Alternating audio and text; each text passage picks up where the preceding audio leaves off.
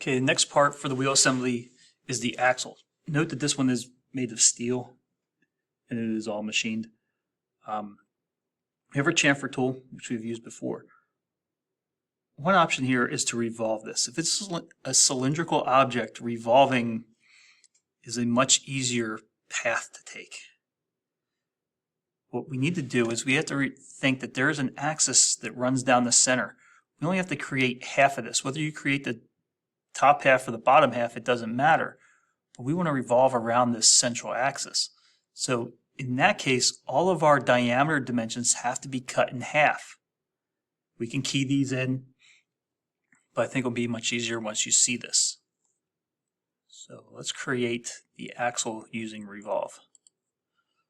I'm already in millimeters, and I'm going to start on this front plane. So a couple rectangles.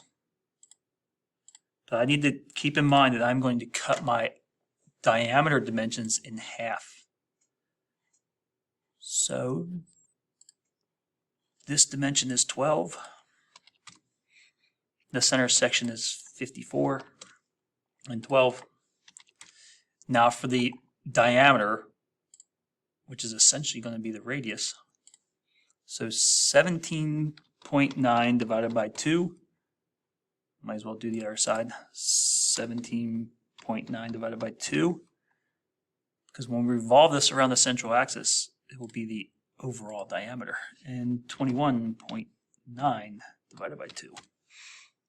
So now we're going to revolve this.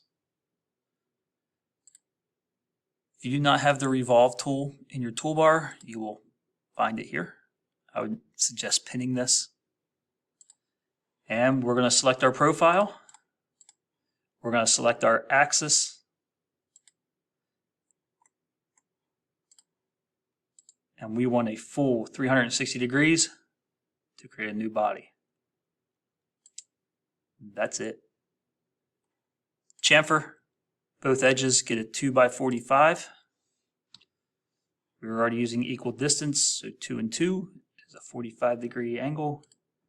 And this part is already made of steel. Our default material is steel. So there is the axle using revolve.